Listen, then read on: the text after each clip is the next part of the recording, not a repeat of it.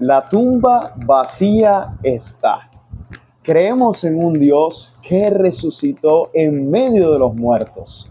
¿Cómo podemos entender esto bíblicamente? Gracias por estar aquí con nosotros. Vamos a comenzar con este estudio en una oración para nuestro Dios. Oremos. Querido Dios, Señor, gracias porque nos acompañas a través de este mensaje. Pedimos que nos puedas dirigir y que aquí lo que nosotros escuchemos pueda ser de gran bendición. En el nombre de Jesús, amén y amén.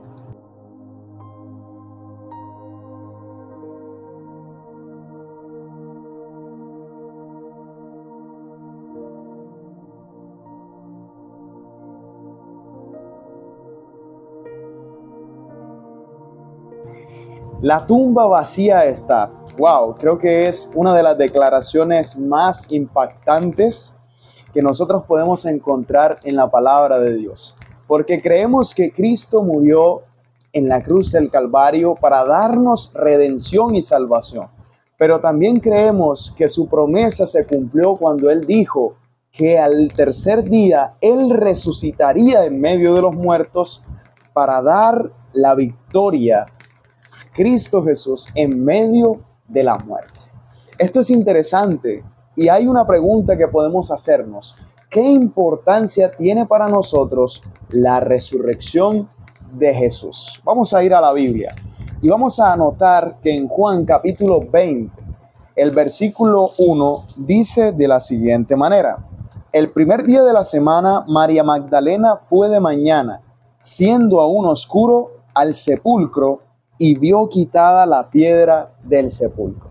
Para entender lo que dice el versículo 1 del capítulo 20, hay que entender lo que dice el capítulo 19. En el capítulo 19 se está hablando del momento último cuando Jesús muere en la cruz. Después que Él muere en la cruz, según lo dice el versículo número 30 del capítulo 19, el costado de Jesús es traspasado y más adelante Jesús es sepultado en una tumba y colocan una piedra en esa tumba.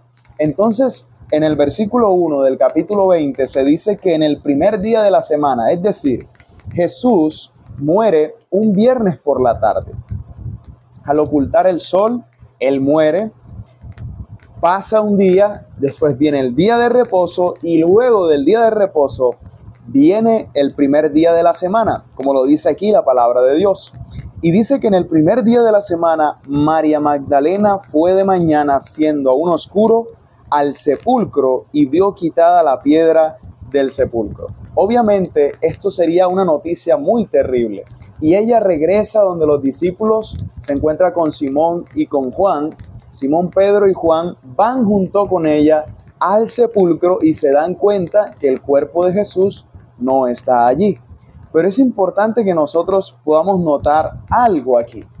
Y es que la tumba estaba vacía, pero además de estar vacía, habían junto con ella en la tumba, allí donde habían puesto el cuerpo de Jesús, habían y estaban los lienzos y también estaba el paño puesto que le habían colocado a Jesús. Esto es interesante porque en el versículo 8 al 10 del mismo capítulo dice lo siguiente. Entonces entró también el otro discípulo, es decir, Juan, que había venido primero al sepulcro y vio y creyó, porque aún no habían entendido la escritura que era necesario que él resucitase de los muertos, y volvieron los discípulos a los suyos. En estos 3 versículos se muestra que los discípulos no habían entendido lo que era el tema de la resurrección, como puede pasarnos a algunos de nosotros hoy día. Pero este tema es tan importante porque nos muestra a un Jesús resucitado, a un Dios que vive y reina por los siglos de los siglos. No creemos y confiamos en un Dios que esté muerto en una tumba, sino que por el contrario, Él resucitó y vive y reina para interceder por nosotros delante de nuestro Padre Celestial en el cielo. Es importante todo esto, porque además de saber que Jesús resucitó, había algo en la mente en ese momento, en la cultura. Cuando un cuerpo no aparecía en la tumba, había enseguida una directa conclusión de lo que había pasado, y era que habían robado el cuerpo. A estas personas se les conocía como ladrones de tumba, pero es importante porque no podría pasar que hubiesen robado el cuerpo de Jesús, ya que como nosotros lo vemos en la Biblia, el lugar donde Jesús estaba custodiado por soldados, es decir, ningún ladrón en medio de la noche podía llegar, robar el cuerpo de Cristo y llevárselo. Una segunda razón para decir esto es que los ladrones de tumbas solían robar objetos de valor, no cuerpos en estado de descomposición. Y la tercera razón para no creer eso es que los ladrones de tumbas tienen prisa y no doblan los lienzos de las tumbas. ¿Por qué se mencionan los lienzos de las tumbas? Porque en el versículo número 7 podemos ver que dice, desde el versículo número 6, luego llegó Simón Pedro tras él y entró en el sepulcro y vio los lienzos puestos allí y el sudario que había estado sobre la cabeza de Jesús, no puesto con los lienzos, sino enrollado en un lugar aparte. Es decir, Jesús resucitó y eso que él tenía y las prendas que él tenía colocadas, dice la palabra de Dios que estaban ahí dobladas. Estaba doblada el lienzo y también el sudario. Esto nos muestra que la resurrección de Cristo es un argumento muy poderoso para nosotros hoy creer que Él vive por los siglos de los siglos. Él resucitó. Tenemos que confiar en su palabra. Y como lo podemos ver aquí, sucede algo increíble. Y Juan y Pedro creyeron que Jesús había resucitado, así también como María Magdalena y todos los demás discípulos que confiaron en esa promesa. Pero ahora tú y yo necesitamos creerla. Debemos creer que esa promesa hoy se ha cumplido también.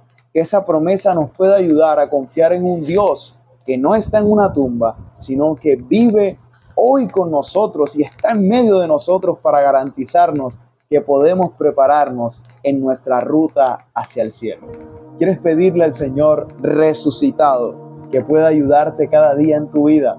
Jesús puede hacer muchas cosas por nosotros. Si Él resucitó de los muertos, ni siquiera la muerte y el pecado pudieron contenerlos, mucho menos lo contendrá alguna cosa que esté pasando hoy en nuestra vida, alguna dificultad, algún problema. Jesús todo eso lo puede solucionar si confiamos en su poder.